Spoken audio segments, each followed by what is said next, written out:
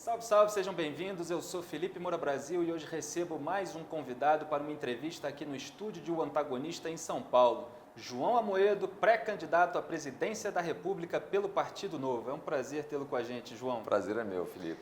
João, melhor do que eu ficar citando aqui os cargos que o senhor já teve na iniciativa privada, eu gostaria que o senhor contasse para a gente a sua trajetória, já desfazendo algumas acusações que são feitas, como de banqueiro ou de integrante fundador do Partido dos Ricos. Sempre tem inimigos para falar esse tipo de coisa. Perfeito. Bom, antes de mais nada, eu pedi para você me chamar de você.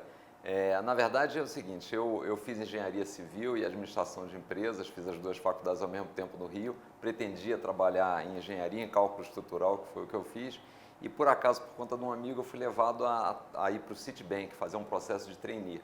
E comecei no Citi como trainee em 1985, depois virei gerente adjunto, e aí tive um convite para vir para o BBA, era um banco que estava se formando lá, eu na época tinha 25 anos de idade, era um risco, vim para cá, e aí entrei no banco, gerente adjunto, diretor regional, diretor executivo, depois fui cuidar da empresa de financiamento de automóvel que o banco comprou, a Finalta, lá virei presidente da empresa, e aí em 2002 o Itaú veio e comprou o BBA, comprou a Financeira, eu tinha comprado uma participação na Financeira como parte do processo de remuneração, vendi tudo aquilo, e aí comecei a fazer gestão dos meus recursos. Aí tive um convite para ir para o Unibanco, aí lá fiquei um ano como executivo, depois membro do conselho de administração, até que o Itaú veio e fez a fusão.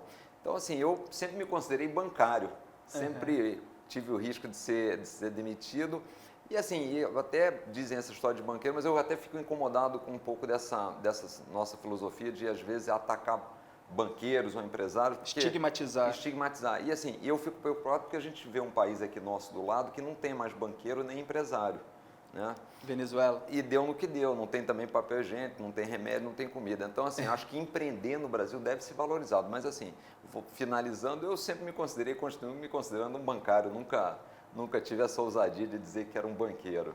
Quer dizer, você, já que me autoriza, teve uma carreira bem sucedida na iniciativa privada e agora parte para a vida pública. Por quê? É um idealismo no bom sentido? Olha, eu diria que é um idealismo que começou lá em 2008. Em 2008 eu estava assim, muito incomodado com a gestão pública, coisa que não é novidade, e tinha vontade de ajudar na administração pública, levar práticas da iniciativa privada para lá. E aí, nos primeiros contatos com alguns políticos, a conclusão foi meio óbvia. Falou, olha, a gente tem que mudar, tem que trazer novas lideranças, tem que mudar esse quadro que está aí. E para fazer isso, você só consegue fazer se tiver uma instituição, que é uma máquina partidária, para que você possa eleger novos representantes.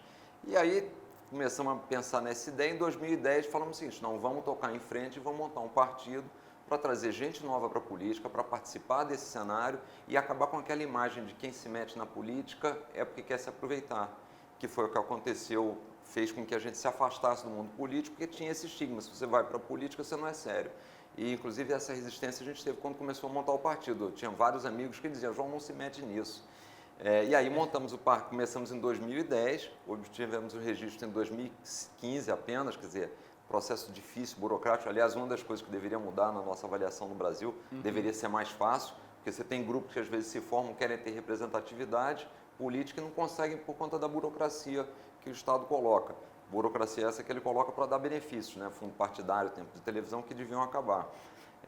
E aí montamos o partido em 2000, conseguimos o registro em 2015, participamos em 2016 e agora estamos aí em 2018 com grandes ambições.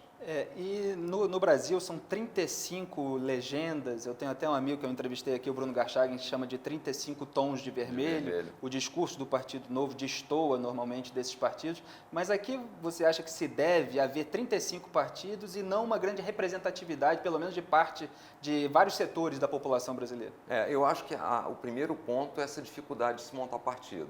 Então, se você parar para pensar e olhar os últimos 15 anos, fora o Novo, que veio da sociedade civil, todos os outros partidos que foram estruturados ou eram dissidência de algum partido, formado por algum político, ligado a alguma agremiação religiosa ou ligado a algum sindicato. Então, fora isso, quer dizer, se você tirar qualquer dessas opções, só sobrou um Novo. Então, primeiro, já é muito difícil montar. Segundo, os partidos recebem dinheiro público. Então, não tem muito a necessidade de atender bem seu cliente, o seu eleitor, o seu filiado, porque chova ou faça sol ganhando dinheiro público. E terceiro, eu acho que a máquina eleitoral, que é esse ciclo de a cada 2 anos, que faz com que convirja para sempre os interesses de curto prazo, impede que os partidos sejam de fato instituições. Então, no Novo, a gente sempre diz o seguinte, o Novo não vai ser um partido de uma única pessoa, vai ser um partido de ideias, de conceitos, e a gente vai ter a instituição como sendo o centro principal e muito forte. Então, por isso a gente fez uma série de processos, porque de fato a gente consiga construir uma instituição. Eu acho que assim, a primeira coisa para melhorar a representatividade era acabar com o dinheiro público. Aí o que os nossos políticos fazem na última reforma política? Colocam mais dinheiro público, ou seja, distancia ainda mais o cidadão, o eleitor do partido. Exatamente, aprovaram o fundo eleitoral de 1,7 bilhão de reais, tinha sido proposto inicialmente 3,5 bilhões de reais. Eles já deixaram a margem para choradeira, depois fecharam um valor maior, mas tentam também de outras formas aumentar esse valor. E uma das características do Partido Novo é não recorrer a esse fundo eleitoral, nem o fundo partidário, na verdade. E o que vem à cabeça de muita gente, quando pensa, inclusive, em votar em João Amoedo, no Partido Novo, é a chance. Mas tem chance, justamente por ser um partido recente, não ter ali as alianças com os velhos partidos. E como é que o senhor responde, você responde isso, mesmo sem usar o fundo eleitoral? Isso não agrava a situação do partido no sentido de chances, ou você acha que pode vencer pela convicção, por conquistar a sociedade, se diferenciando dos velhos partidos? Olha, a nossa aposta é essa, especialmente no momento em que a gente está querendo mudança, né? A gente está consciente do seguinte, o modelo que nós temos não funcionou. A gente, quando começou o Novo, sempre pensou num projeto de longo prazo, porque era vender uma cultura diferente, vender essa ideia de que o Estado não resolve a vida de ninguém, nós temos que resolver a nossa vida. Na verdade, ele tem nos tirado o poder via carga tributária, via redução da liberdade, isso tem que ser devolvido para o cidadão. Então, essa sempre foi a filosofia, as pessoas têm que participar. Então, eu acho que assim, é uma oportunidade única de renovação. Então, o que a gente está pensando que, diferentemente daquela visão de tão longo prazo, a gente acha que dá para fazer uma renovação agora, porque com toda a crise, as pessoas acordaram e viram duas coisas. Primeiro, esse modelo está falido, não funciona, de concentração no Estado, Estado intervencionista, burocrático, e nós precisamos participar da política, né? Eu acho que o cenário está muito em aberto. A gente tem um candidato aí que está liderando as pesquisas, que será julgado aí no dia 24 de janeiro, Lula, dia 24 de janeiro, Lula, 4 em Porto Alegre. E assim, então, grande chance de não estar no pleito, e acho que tem muitas coisas ainda para acontecer. Então, acho que a gente deveria, pela primeira vez no Brasil, procurar algumas vezes fazer o seguinte, vamos fazer a opção que a gente quer apostar de verdade, quer dizer, porque essa história de votar ou pensar que vai votar com mais chance, eu acho que tem um grande risco, é o seguinte, nós ficarmos, ou quem votou ficar satisfeito por um dia, por 2 dias, por 5 dias, porque o candidato dele talvez venceu. Mas a pergunta que eu acho que ele deveria fazer é o seguinte, e os outros 4 anos? A gente vai ficar satisfeito se tiver escolhido aquele que não vai fazer as mudanças que a gente gostaria? E eu acho que no Brasil tenho gostado de chamar a atenção, que é o seguinte, a gente tem ouvido muito um discurso seguinte, precisamos de um candidato de centro, né? A gente tem ouvido isso como sendo a busca do candidato do equilíbrio, para sair dos extremos. Só que quando você para analisar e ver quem são as forças políticas que estão defendendo as candidaturas de centro, são basicamente os partidos que estão aí. Exato. Os grandes partidos. Então, é difícil imaginar que virá uma PMDB, renovação... PSDB, DEM. Então, a pergunta é, será que esses partidos farão de fato a renovação que a gente precisa? Irão privatizar empresas? Irão reduzir as mordomias?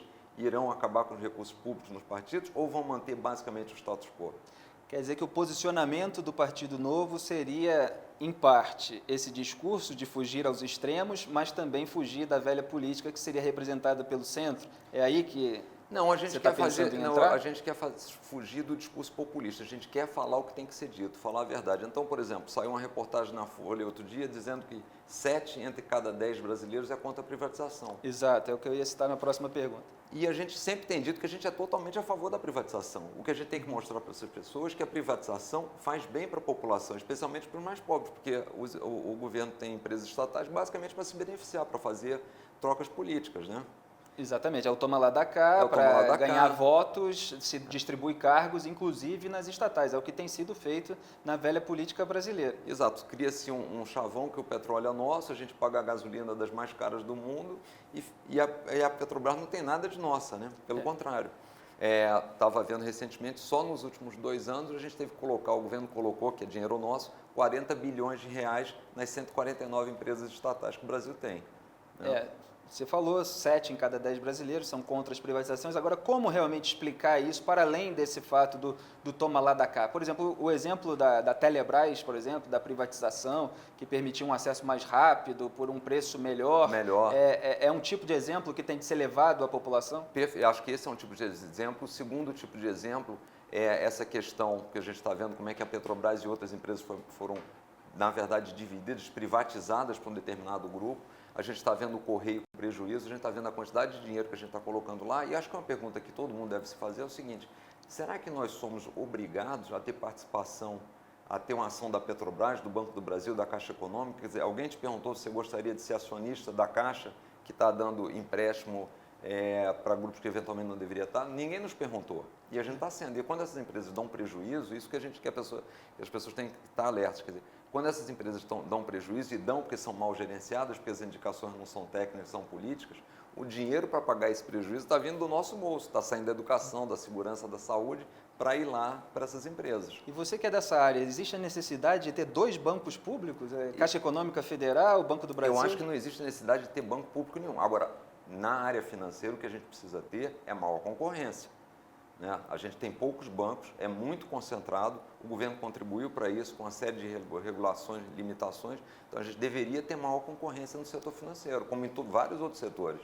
Eu estava pegando aqui uns dados que as estatais encerraram 2017 com um quadro de funcionários próximo ao que tinham em 2010. Então, no fim de setembro do ano passado, elas empregavam 506.852 pessoas, 4,9% menos do que em dezembro de 2016 e 8% menos que em 2014. O governo fez vários programas de demissão incentivada e já há um enxugamento das estatais, mas você defende a privatização. Uma pergunta é, o que acontece com o funcionalismo público, as pessoas que trabalham nessas estatais, qual é o plano estratégico para a vida delas num processo de privatização? Eu acho que elas vão ter um dia seguinte muito melhor, porque essas empresas não vão deixar de existir, elas vão ser adquiridas pelo setor privado. E sendo assim, quem adquirir certamente vai privilegiar a meritocracia e provavelmente vai pagar melhores salários para os melhores funcionários. Tá certo? Então, quem for bom e estiver nessas empresas tende a ganhar mais do que está ganhando hoje. Vai ter outro futuro, vai ter, inclusive, e principalmente, eu acho que isso é fundamental. Qualquer pessoa que trabalha sabe que é bom você admirar o seu chefe, ter uma boa liderança. E essas pessoas hoje, eventualmente, têm chefes que são só indicações políticas. Né? E ao serem privatizadas, vão ter pessoas competentes. Exato. E outro dia eu destaquei no Antagonista, o José Casado no Globo descreveu o governo brasileiro como inflado por 29 ministérios, com 49,5 mil unidades administrativas subdivididas em 53 mil núcleos responsáveis, em tese, pela execução das políticas públicas. Caso o presidente convalescente decidisse ouvir por apenas 15 minutos cada um dos seus ministros, inclusive o que está interino há 20 meses na transparência, precisaria de 7 horas ininterruptas. Eu cito isso porque é uma descrição dos ministérios atuais do governo para perguntar como seriam os seus ministérios. Já existe um planejamento nesse sentido de reduzir o tamanho? Olha, a gente está trabalhando nisso. Eu entendo que estamos fazendo um primeiro rascunho, mas assim, pelo primeiro estudo que a gente já fez, eu acho que dá para imaginar alguma coisa entre 10 e 12 ministérios. Né, fazendo uma migração do que tem hoje para aquilo que já reduzir a menos da metade. E assim, o principal a gente tem muito cargos comissionados, né? Tem muita coisa, e tem um sistema que a gente identificou isso quando foi fazer a montagem do partido, que joga muito contra o cidadão, que é o seguinte: todos os grandes partidos de situação ou ditos de oposição recebem um percentual do salário da pessoa quando ele tem um cargo comissionado. Ele se filia ao partido e um pedaço do salário vai para o partido, para a agremiação. Então vamos pensar junto, quer dizer, se eu sou no partido, quanto mais cargo comissionado, quanto maiores os salários forem dentro desse sistema, melhor para o partido. Então não há um incentivo para a redução do quadro público. Né? Então os partidos já nascem com um estatuto que joga contra o cidadão. Né? E você acha que é possível governar sem o toma lá da cá? Porque você vai privatizar as estatais, enxugar os ministérios, o que você vai dar em troca dos votos dos parlamentares? E aí que tá, eu acho que, primeira coisa, a gente conta com o voto, vai ter que contar com o voto da população, quer dizer, ela elegendo parlamentares que pensem assim.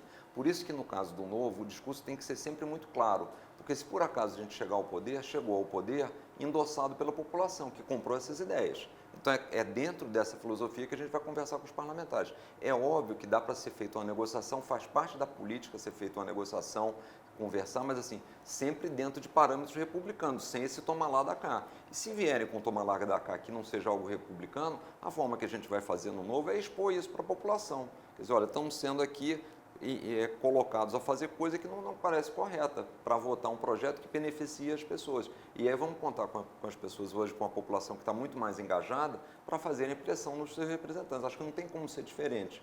Né? E o Novo está passando por vários processos seletivos para escolher os seus pré-candidatos a parlamentares, a deputados principalmente. Tem alguma meta? Eu, inclusive, conheci lá no Rio de Janeiro um desses, que é pré-candidato a deputado federal pelo Partido Novo, o Paulinho Ganimi, que Ganimi, nasceu com escoliose, com má formação dos membros inferiores, fez várias cirurgias, hoje não faz mais, mas os médicos desafiavam ele, achavam que não ia nem sentar, depois que ele conseguiu sentar, já diziam que não conseguia andar, hoje ele anda, está aí entrando na vida pública, é um aí dos pré-candidatos do partido. Mas seria muito vantajoso para você, assim como o próprio Bolsonaro, que tem muitos inimigos na política, também teria que eleger parlamentares para ter apoio, que você consiga emplacar muitos parlamentares do Partido Novo. Perfeito. A gente deve lançar, estamos abrindo agora um terceiro processo seletivo do Novo para deputados federais e deputados estaduais em alguns locais. O processo é todo feito no site, internet, a gente já fez 2 processos e nós devemos ter aproximadamente 350 pessoas saindo a candidato a deputado federal pelo Novo. E temos uma meta de eleger 35 deputados federais. 35. Que seria uma bancada já representativa. Seria uma bancada grande, é verdade. Então... Um tempo atrás, eu fiz uma lista no Antagonista dos gurus econômicos de cada candidato. O Lula sempre teve ali o Delfim Neto e outros ao redor dele. O Jair Bolsonaro até pouco tempo tinha o Adolfo Saxida, depois ele se afastou com a saída do deputado do Patriota, agora o guru é o liberal Paulo Guedes. A Marina Silva sempre teve o Eduardo Janete, João Dória, Ana Carla Abraão Costa, o Geraldo Alckmin e o Pércio Arida, que está se confirmando agora, inclusive.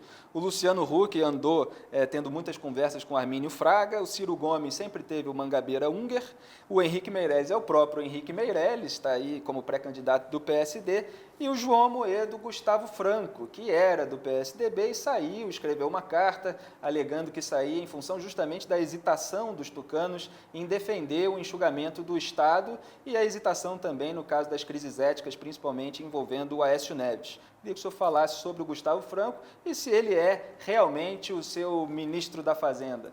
Olha, foi uma excepcional aquisição para o Novo, trazer o Gustavo, ele está comandando a fundação, não só pelo alinhamento das ideias, mas pelo caráter, tudo isso, então vai ser muito bom contar com ele em todo o plano de governo e quem sabe no governo também.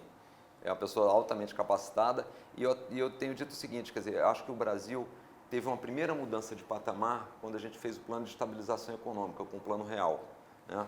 E agora a gente precisa mudar, precisa fazer uma outra mudança de patamar para a gente realmente tirar o país da pobreza, poder crescer. E essa mudança só acontecerá com mais liberdade econômica. Então, eu acho que o Gustavo foi fundamental na primeira mudança de patamar e tudo indica que ele possa ser fundamental nessa nova mudança de patamar para, de fato, a gente poder ter um país que cresça, que dê oportunidade de vida para todo mundo, que as pessoas possam empreender e que gere riqueza para a gente, de fato, reduzir a pobreza, né? E para a gente esgotar esse assunto de privatização, tem um plano, uma ordem já, uma prioridade? Qual estatal precisa ser privatizada primeiro? Não, acho que o mais importante é o seguinte, a gente pensar num plano onde a gente não transfira monopólios públicos para monopólios privados. Acho que é fundamental a gente fazer um processo de privatização que incentive a concorrência. Né? Por exemplo, eu dei um exemplo do setor financeiro, que já é muito concentrado. Não faria sentido pegar os bancos públicos e passar esses bancos públicos para os grandes bancos privados hoje, porque a gente teria mais concentração e isso é ruim para o consumidor. Certo. Né? Agora, João, saindo da área econômica, existe ali no espectro político do centro mais para a direita vários grupos diferentes e, evidentemente, há certas rivalidades entre os liberais, que são defensores do Estado mínimo, mas na área dos costumes tem outras bandeiras, e os conservadores, que são contra o aborto, contra a legalização das drogas, contra o Estatuto do Desarmamento. Como é que o Partido Novo se posiciona nessas áreas? Aborto, legalização das drogas, Estatuto do Desarmamento, podemos pegar uma a uma. Vamos lá. Eu acho interessante falar aí o posicionamento do Novo e o meu, porque o Novo adotou a seguinte tese, quer dizer, a prioridade é as pautas econômicas. Para algumas pautas sociais, ele tem um posicionamento do partido, e para outras pautas ele deixa o mandatário adotar o seu posicionamento. Então, indo aí nas principais, Estatuto do Desarmamento. O Novo é contrário, e eu também sou contrário ao Estatuto do Desarmamento. A gente acha que as pessoas devem ter liberdade de ter porte de arma.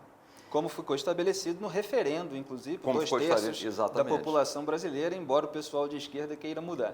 Exatamente. Segunda pauta, casamento, união homoafetiva. O Partido Novo também é favorável, e eu também sou favorável a essa pauta. Então, a gente apoia que as pessoas tenham a liberdade. A união civil. A união civil.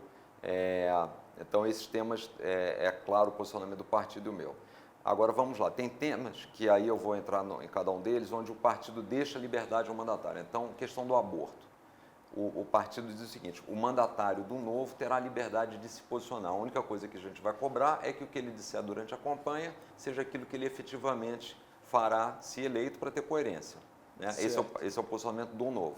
No meu posicionamento, eu sou a favor do aborto nas regras previstas na legislação hoje, em caso de estupro, em caso de risco de morte para a mãe. De morte para a mãe. Eu sou contra uma mudança... Tem também o fetos anencéfalos, que acabou sendo liberado. São os 3 casos. São os 3 casos. Então, nestes casos, eu acho que a mãe deve ter liberdade para optar. Nos outros casos, eu entendo que não, porque a gente deveria fazer a proteção do feto. Mas, assim, nessa pauta, eu acho importante, essa seria a minha sugestão, que a gente pudesse adotar, de fato, um federalismo no Brasil. Que essa pauta pudesse ir e ser discutida nos estados e ter posicionamento de cada estado. Lembrando sempre que isso vai ser uma decisão do Congresso e não minha, né? Se tivesse como presidente. Mas, assim, a minha posicionamento é contra o aborto apenas naqueles casos previstos em lei. Falamos cada um, a legalização das drogas? Não, aí faltou da legalização das drogas. Legalização das drogas, no momento atual, eu sou contra, acho que é uma nova variável que a gente traz para o processo. O que eu faria apenas como sugestão era, nos casos de pequeno porte de maconha, onde tem um grande número de apreensões e prisões decorrentes disso, e é um volume pequeno, eu acho que deveria ter uma descriminalização para um pequeno porte do usuário, para, na verdade, até melhorar a quantidade de pessoas presas, a gente poder melhorar a parte de segurança e o aprisionamento para outros crimes principais. Né? Você não acha que isso pode permitir uma nova estratégia do tráfico de vender com pequenas porções e aí as mulas vão se passar por usuários? Eu acho que não, porque a maconha, pelo tudo que eu tenho visto, estudado, não é tão relevante no processo e não é aquilo que dá mais lucratividade para o tráfico. Então, eu acho que esse e do ponto de vista de custo-benefício para a sociedade, de encarceramento e como a gente está hoje na situação das prisões, eu acho que seria benéfico.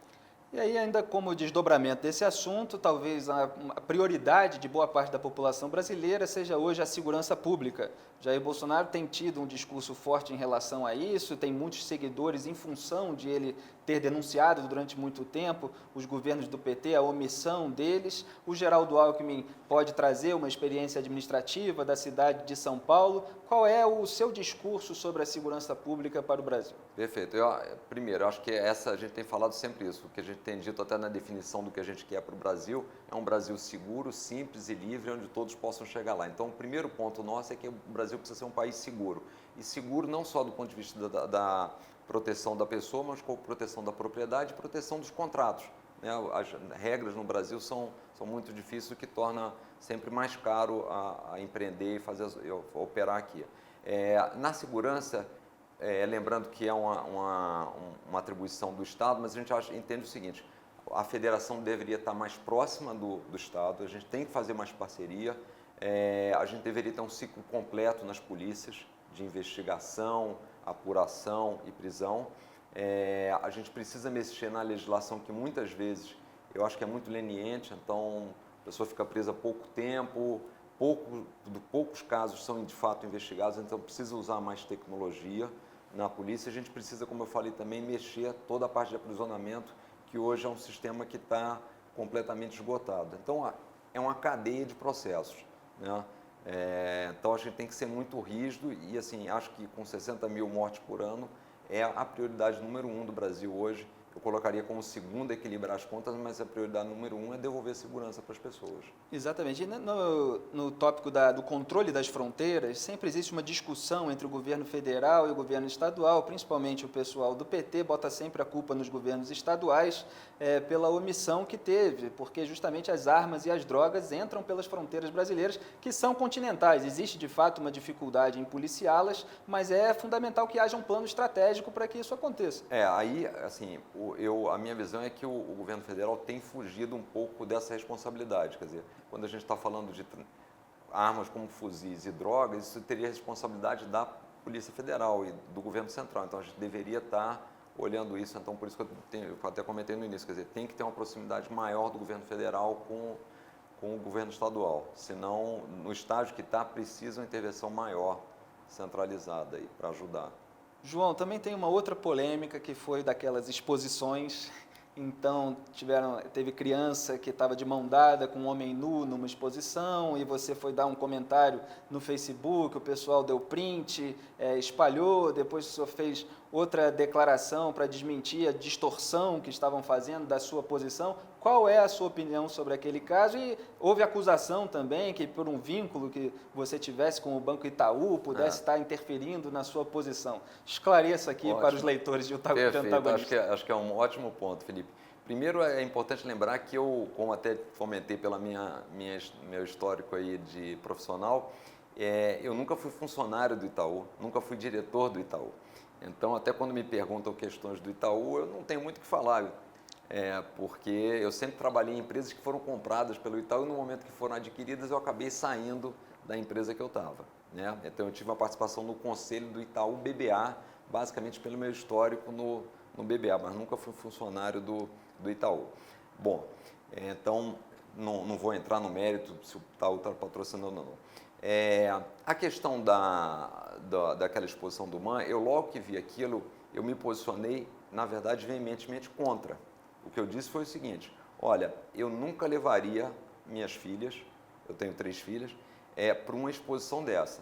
E é importante as pessoas que estão levando estarem atentas que isso tem consequências. Então, o pai ou a mãe que está levando o filho para uma exposição daquela achando que é uma coisa simples, isso tem consequências no futuro, né? Então, esse foi o meu primeiro posicionamento falando sobre isso. Aí tiveram uma série de questionamentos e o que fizeram em algum momento é que fizeram alguns prints descartando algumas coisas, quase que uma montagem. E aí me perguntaram o seguinte: bom, mas a instituição tem liberdade de fazer a exposição? Eu falei, tem. Se estiver dentro da lei, se for aprovado, a instituição tem liberdade. E a responsabilidade de cuidar dos filhos é justamente dos pais. Porque eu acho que aí é uma característica importante, a gente tem que deixar isso muito claro. O que a gente tem dito sempre no início, dentro do Novo? Nós entendemos que as pessoas são melhores gestores da sua vida e não o Estado, tá certo? A gente diz isso do ponto de vista de costume, do ponto de vista da parte econômica. Porque senão é muito fácil jogar a responsabilidade para o Estado. Em algum momento me perguntaram, mas de quem é a responsabilidade? A responsabilidade são dos pais. A gente não pode eximir os pais da sua responsabilidade. Agora, é claro, se os pais estiverem fazendo alguma coisa contra a lei, cabe ao Estado interferir. Então, resumindo, eu sou totalmente contra aquela exposição. Nunca teria levado minhas filhas. Acho que se foi feita dentro da lei, ela tem o direito de existir, porque não cabe a mim censurar uma exposição. E a responsabilidade sempre dos atos dos filhos menores é dos pais. Se por acaso os pais estiverem fazendo alguma coisa que vai contra a lei, contra o Estatuto da Criança, os pais têm que ser punidos. Então é simples assim. Então acho que procuraram colar uma ideia de que eu era a favor, que deveria levar os filhos, que é totalmente diferente do que eu penso, é totalmente diferente do que eu faço como pessoa física, do meu próprio histórico de vida. Quer dizer, eu sou casado há 30 anos, tenho 3 filhas, quer dizer, minhas filhas tiveram uma educação muito tradicional, é isso que eu prego, é isso que eu faço. Então, isso é o que é coerente, entendeu? Quer dizer, nem levaria à exposição as filhas, nem deixaria que elas dessem a mão para um homem nu naquela idade. De jeito nenhum. De jeito nenhum. E, evidentemente, como há nuances sobre a questão penal, no caso, você deixa para a justiça decidir o que cabe aplicar. Exatamente. Agora, o que eu quis, em algum momento que eu quis colocar, que eu acho que isso é muito importante, é o seguinte: os pais têm que assumir a responsabilidade. Porque é o mesmo problema que a gente tem hoje, por exemplo, na doutrinação das escolas. Exato, que é outro tema que nós íamos mencionar. As escolas têm uma doutrinação grande. E a gente deve combater isso, né? A gente deve, na área pública, tentar eliminar isso, mas é fundamental que os pais exerçam esse papel também. Entendeu? Então, quando eu falo que os pais têm responsabilidade, é porque a gente tem que contar com eles. Eles fazem parte do processo, né? Porque senão a gente cria uma sociedade que acho que aconteceu muito no Brasil, a gente foi perdendo liberdade e foi também perdendo a responsabilidade. O que a gente tem dito sempre é o seguinte: as pessoas precisam ter mais liberdade e, consequentemente, com responsabilidade. Exato. Né? Você falou da doutrinação nas escolas, em geral, a gente sabe que ela é uma doutrinação para a esquerda, na maioria dos casos, principalmente. O Miguel Najib criou o projeto e o movimento Escola Sem Partido, que consiste em se pendurar uma lista nas salas de aula com os deveres dos professores, mostrando que eles têm que ser sempre equilibrados ao dar uma informação, não trazer nenhuma militância política para a sala de aula, para conscientizar os alunos de que aquilo pode estar acontecendo. O que o senhor acha desse projeto, por exemplo? Olha, eu gosto muito da ideia, apoio totalmente, acho que a gente tem que fazer isso, de acabar com a doutrinação nas escolas, né? O projeto Escola Sem Partido me preocupa um pouco, porque você quer fazer de novo isso muito através da legislação. E aí você transfere para o Estado um pouco dessa função e cerceia um pouco da liberdade. Então, eu acho que tem coisas boas, tem coisas interessantes, mas eu acho que quanto mais a gente puder tirar do Estado a imposição de algumas coisas e trouxer para a responsabilidade individual, melhor. E em que sentido cerceia a liberdade? Porque ele tem algumas coisas onde você exige do professor determinadas coisas, quer dizer, o professor fica numa situação, em alguns casos, onde ele pode ser acusado de estar fazendo coisas que meio que sem prova nenhuma. Quer dizer, você coloca também o professor numa situação que pode ser levado a um questionamento sem muita base, né? Em relação à política internacional, para a gente fechar esse apanhado aí de diversos temas importantes numa campanha eleitoral, a gente viu os governos petistas se aliando a ditaduras de esquerda latino-americanas, desde a criação do Foro de São Paulo, o Lula com Fidel Castro em 1990, e depois aí a gente viu essas investigações da Lava Jato, mostrando inclusive que o regime socialista na Venezuela foi erguido com propinas da Odebrecht, o próprio casal de marqueteiros do PT, João Santana e Mônica Moura, revelaram esses esquemas em delação premiada. Qual é o seu posicionamento sobre o papel do Brasil, sobre o seu Ministério das Relações Exteriores, como seria? Olha, acho duas coisas. Desculpa. O Brasil tem que se alinhar com aquelas economias que têm pensamento mais liberal, quer dizer, a gente tem que estar próximo do Chile e não próximo da Venezuela, obviamente, quer dizer. Então, eu acho que tem que buscar as economias que tenham pautas liberais, economias que estão crescendo e, principalmente, eu acho que tem um ponto importante que também está ligado um pouco à parte econômica, nós temos que ter uma economia mais aberta, com menos barreiras protecionistas. Então, o Itamaraty, a Relações Exteriores, deve ter um papel forte. O Brasil tem muito poucos acordos comerciais, é um dos países mais fechados, o nível de comércio do Brasil é muito baixo, quando você soma a quantidade de exportações e importações, aliás, é decrescente. O Brasil representa menos de 1% do comércio mundial, então a gente precisa ter a Relações Exteriores ajudando nesse processo de abertura da economia brasileira.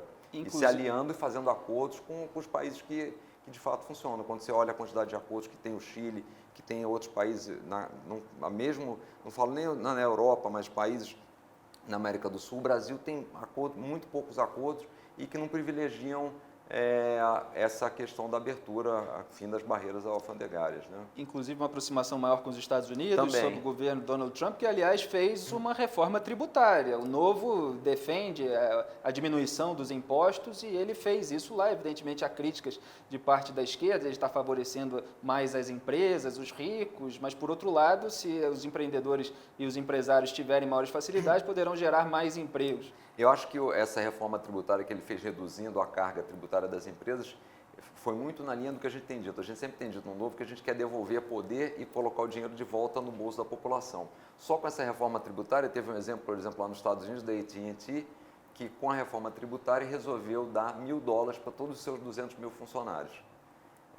Então, dinheiro de volta no bolso. Eles divulgaram uma lista, inclusive, de empresas que passaram a fazer filantropia depois disso, porque dispuseram de mais dinheiro. De mais dinheiro. Inclusive, formaram planos grandes de investimentos. Então, assim, é óbvio que o dinheiro será muito mais bem utilizado na mão das pessoas, da iniciativa privada, do que no governo. E, assim, consequentemente, nas pessoas e na iniciativa privada, a gente terá a chance de empreender, de criar mais riqueza e assim, isso vai ser disseminado e vai ajudar a vida de todo mundo, né?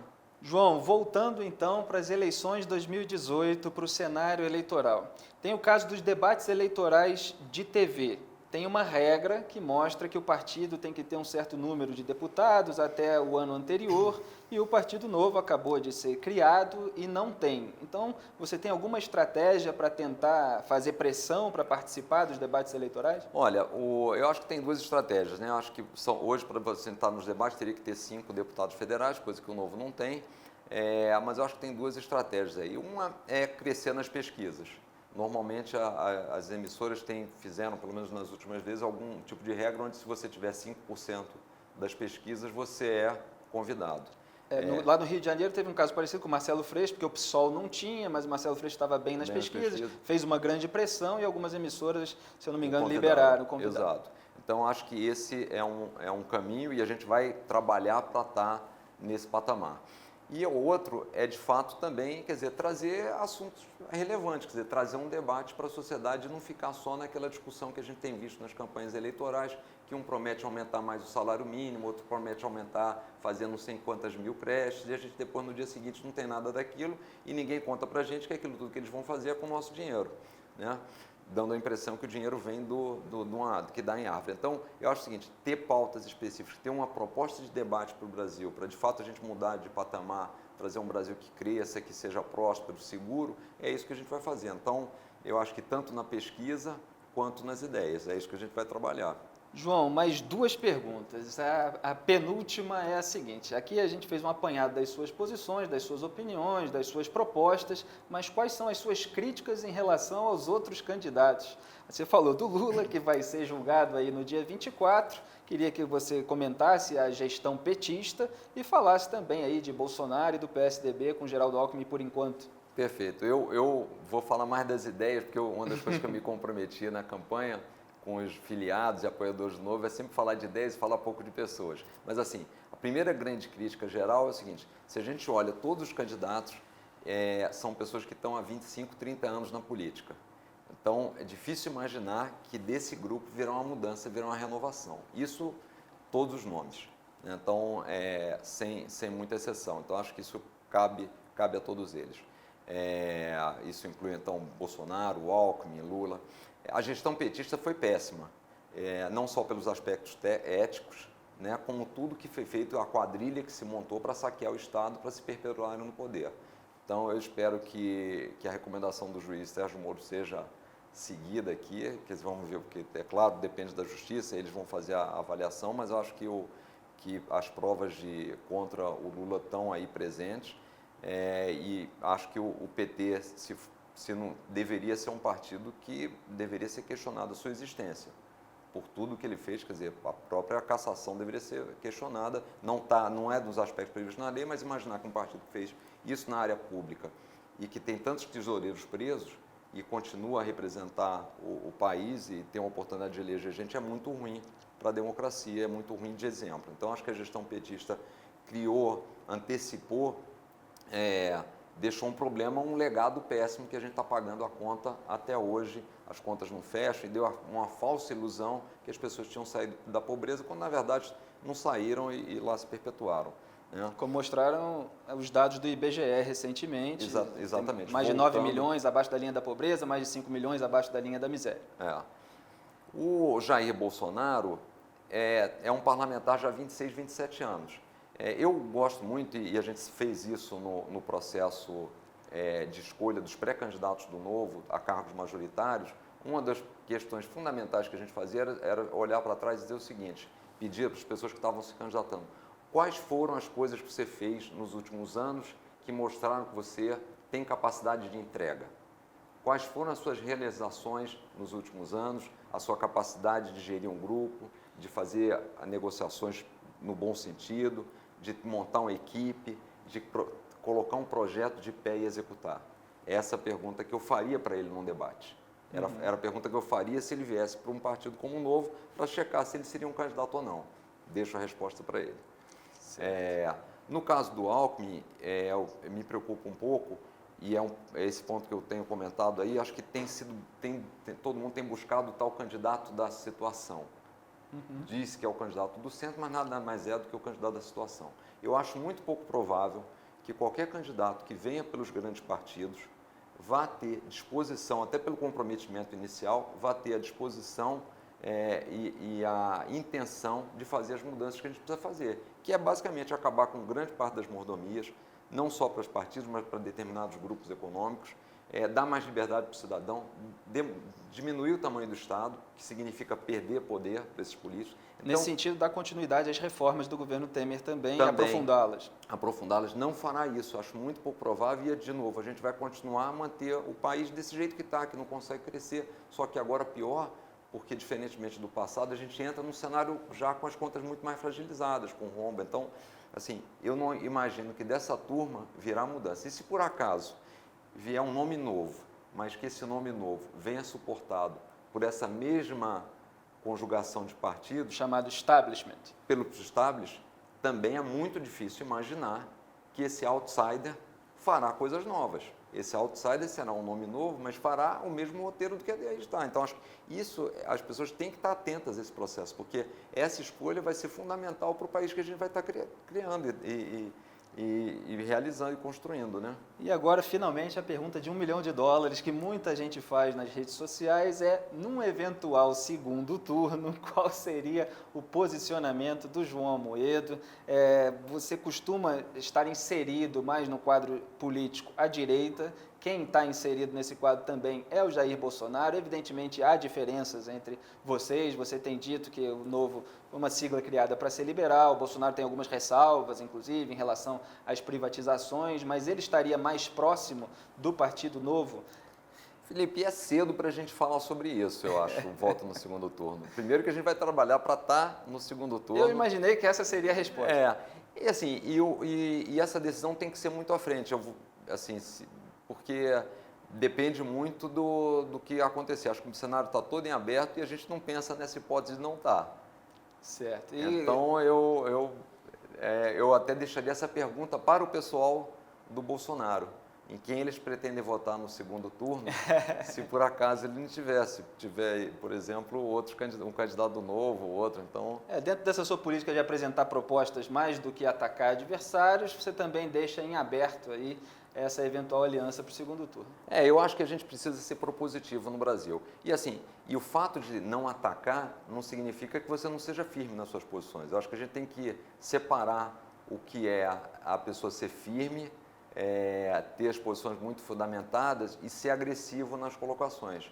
Eu, até por característica pessoal, não sou uma pessoa agressiva, mas sou totalmente firme e convicto das minhas posições e das minhas ideias e valores. João, muito obrigado pela entrevista. Foi meu, Felipe. Eu entrevistei aqui João Amoedo no estúdio do Antagonista em São Paulo. Muito obrigado aos espectadores e até a próxima.